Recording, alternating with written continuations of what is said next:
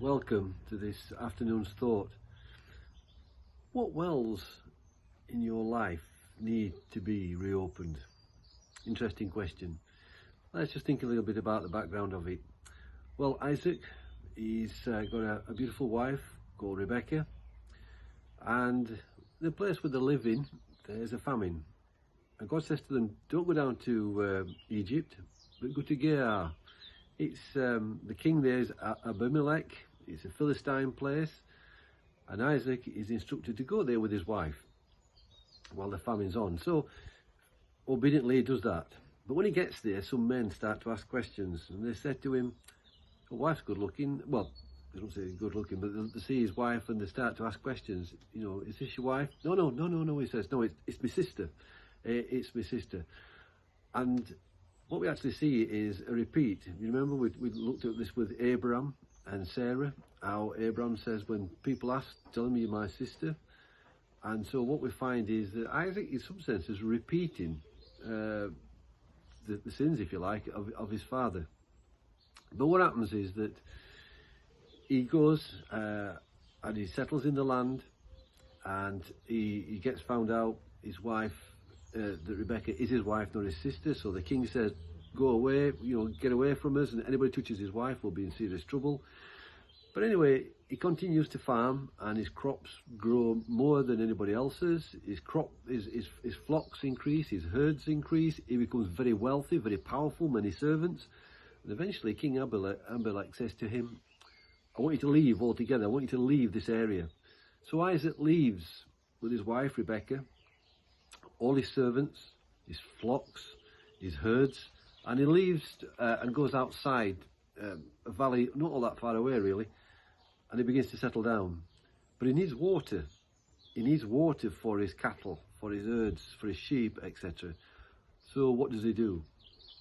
He begins to reopen some wells that his father Abraham had dug. So Abraham had dug these wells to get fresh living water, but the Philistines, the enemy, had actually filled them in.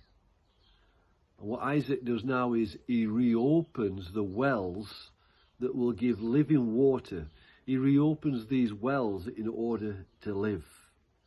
Wells that the enemy had filled in, that is, the Philistines. Let me go back to my question that I asked right at the beginning. Is there any wells in our life that need reopening?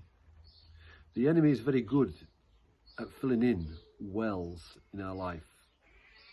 But what do I mean by wells? Well, there we go again, you see. What we mean by wells is, what about that desire that we once had for God? Has that got a bit less? Has the enemy started to fill in that well? What about the longing for his presence? Does that well need reopening? What about your prayer life? What about your intimacy with God? Is that a well that needs reopening? What about the time when you spend in God's Word and you love spending that time, but for some reason or other that's not happening as much? Is the enemy filling that well in? What about the passion for God to be glorified? What about the passion for his kingdom to come? Is that well being filled in? What about compassion for the lost, for those going to a lost eternity? What is that well like? Is that being filled in? What about our well of love for others, well for this world that God created so well? What wells are there in our lives that need to be reopened?